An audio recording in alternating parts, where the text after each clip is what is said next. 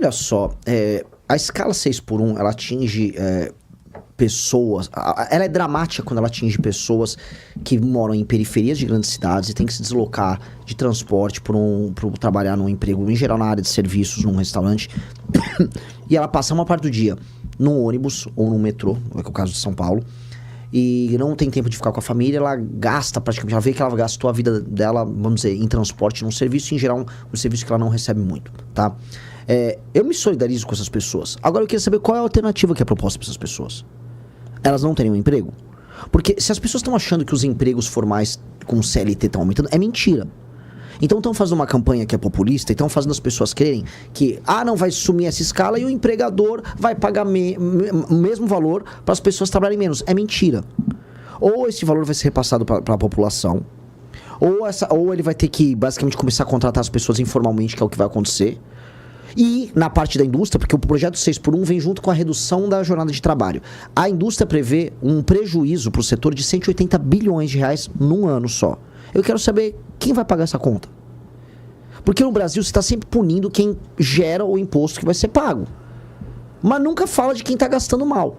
Então, eu prevejo surto de desemprego e eu prevejo aprofundamento dos subempregos e dos empregos informais. É isso que vai acontecer. Mas as pessoas caem nessa conversa. Porque eu vejo assim, pessoas de direita entrando nesse papo, a ponto de quando o governo colocou o projeto, vai andar, juntou basicamente esquerda e direita para votar nisso. Pô, o Zucco, que é candidato a governador do Rio Grande do Sul, disse que é um grande direitista, com medo de se indispor, ficou favorável. Ano eleitoral, proposta populista, né? Proposta populista.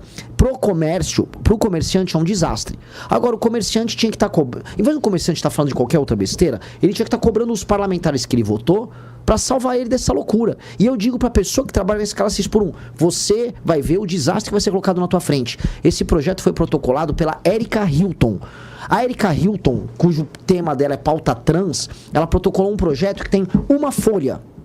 Uma folha. Se você acha que você vai resolver um problema com uma folha, é piada. Ela só estava fazendo populismo. E o governo Lula sabe que é um populismo necessário no eleitoral. Então ele vai queimar a economia brasileira, vai queimar emprego. Só que ninguém, e esse é o problema, nenhum dos outros presidenciais está falando isso. Eu quero saber qual a opinião do Zema, eu quero saber qual a opinião do Flávio, qual a opinião do Lula. O Lula eu já sei, ele é favorável. E os outros? O Ratinho, ninguém fala nada. Todo mundo tem medo.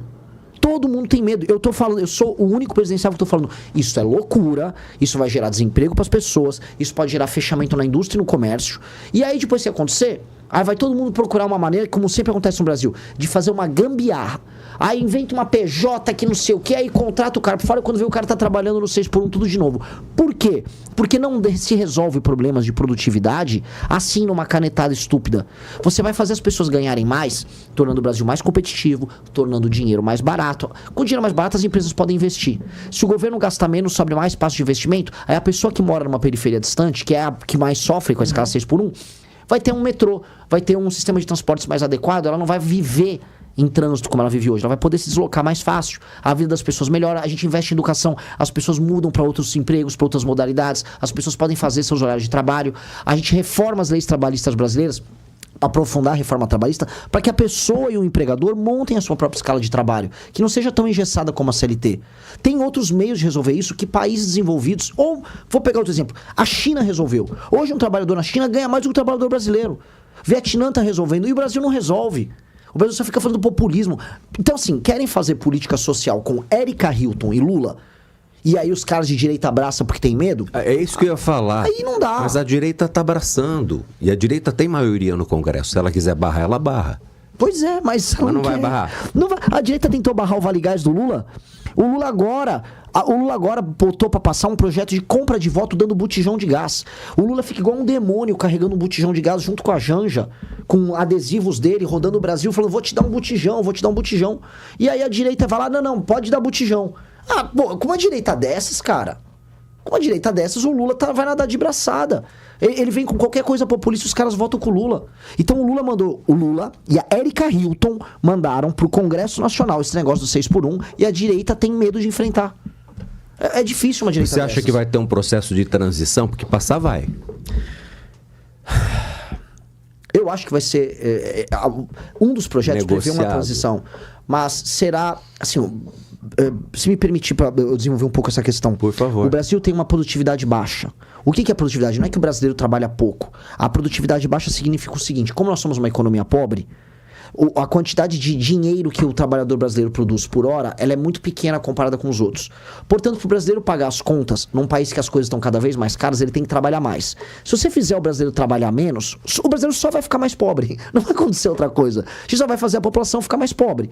Então, o que esses caras estão fazendo é a população ficar mais pobre. E por que eles querem fazer a população ficar mais pobre? Quem é que vota no PT? Quem vota no PT é a pessoa que vive de auxílio do governo. E quem é que não vota no PT? É a pessoa que é autônoma, que tem um emprego, ou que presta um serviço, ou que é um pequeno empresário. Esse cara não vota no PT. Pois bem, quando você reduz a capacidade da pessoa gerar dinheiro e a pessoa passa a depender do governo, a pessoa vai ficar agradecendo: obrigado, painho, me deu um botijão. É isso que esses caras querem. Quem que sofre com aumento de impostos? Tem ouvinte agora querendo falar, só queria fazer essa última colocação. Todos sofrem com aumento de impostos, só que as pessoas que mais sofrem com aumento de impostos são as pessoas mais pobres, porque elas não poupam o dinheiro. Elas gastam todo o salário delas no mês com consumo. E o consumo é super taxado no Brasil. Então as pessoas basicamente gastam o salário delas com imposto e um pouquinho com o produto e o serviço que ela usa. É assustador. O poder de compra é muito pequeno. Né? Muito pequeno. A nossa taxa Gini é absurdamente pequena. Tem áudio chegando, ouvinte participando conosco pelo 2102-0391. Vamos ouvir. Bom dia, amigos Jovem Pan. William Vasques, Vila Hortência. Senhor Renan, qual será o maior desafio que você terá sendo presidente do Brasil? Abraço a todos. William Vasques. Obrigado, William Vasques, pela pergunta. Eu vou falar, temos 3 desafios, como eu falei aqui. Eu sou pré-candidato a presidente, todo mundo sabe quais são as 3 coisas que eu quero fazer. Eu quero fazer um super ajuste fiscal com resolução dos problemas de competitividade, com uma agenda de competitividade do Brasil. Posso entrar em detalhes, e eu acho que isso não é problema de passar. Inclusive eu passei na transição. A outra coisa é destruição do crime organizado com mudanças profundas na lei penal e a lei de execução penal. E decretar um estado de defesa nas regiões tomadas pelo tráfico. E eu não vejo isso como um problema, porque minha campanha vai ser sobre isso. Todo mundo sabe que se eu ganhar para presidente vai ser para tocar isso. E até o Temer já fez um pouquinho isso, novamente, mais para marketing, qualquer coisa, mas ele chegou a fazer lá no Rio de Janeiro. O que vai ser mais difícil é a reforma administrativa.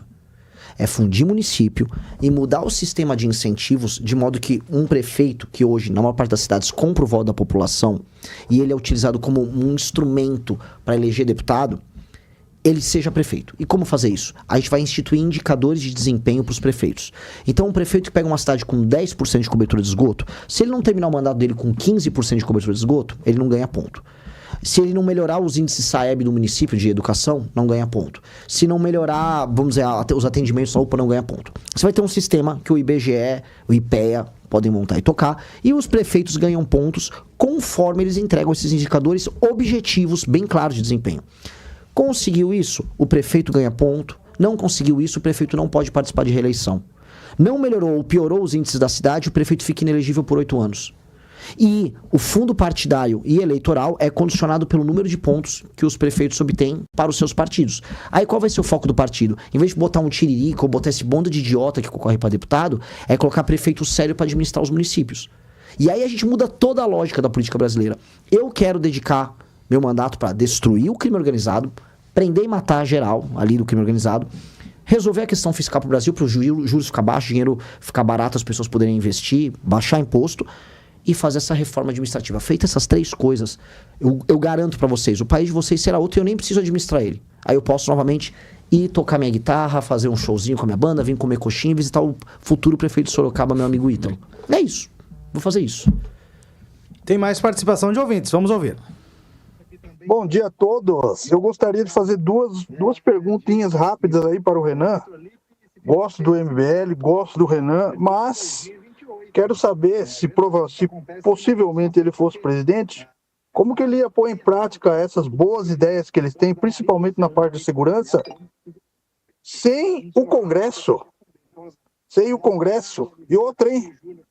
Se você tiver bem nas pesquisas lá na frente, já corre risco de vida, sabe como é que é. E o outro problema nosso não é o Nicolas Ferreira, que o Arthur Duval vive falando todo dia lá. O nosso problema é o Lula e o PT. Tá aí o Geber. Muito bom, vou responder as 3 coisas. Vou começar pela mais fácil. Sim, eu já sou alvo de ameaças do crime organizado. Tenho que andar com segurança. No Ceará, o Comando Vermelho jurou eu e o time de morte. Tem famílias de membros nossos sendo ameaçados de morte.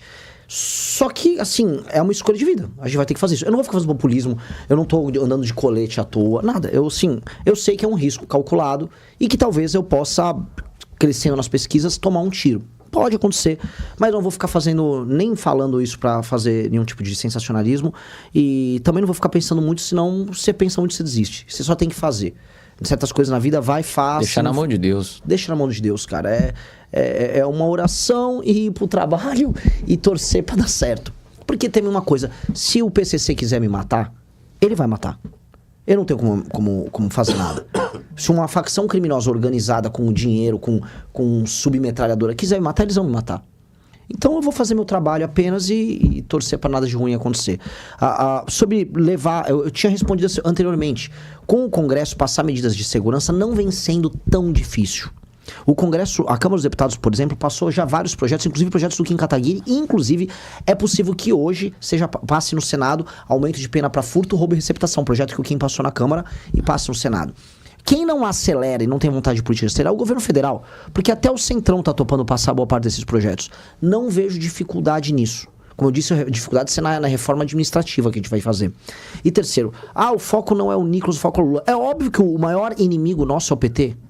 O problema é que, veja só, existe seu inimigo claro e existe o traidor. Se você tem um exército e tem um traidor, o traidor é o primeiro a gerar dificuldades. O bolsonarismo trai o nosso campo. Óbvio que a gente tem que destruir o PT. Mas quando você tem um traidor que usa a energia das pessoas para se autopromover, você não consegue nem enfrentar teu inimigo. A história humana, ou mesmo a gente pode pegar o grande exemplo bíblico do Judas, estão aí para todo mundo. O inimigo íntimo é complicado. Então, assim, se for pegar a maior parte das nossas ações, a maior parte do nosso trabalho, 80% é enfrentando ou o PT ou o Centrão. Só que 20% é atacando o bolsonarismo, porque o bolsonarismo é criminoso e ele desvia a energia das pessoas para coisas desnecessárias.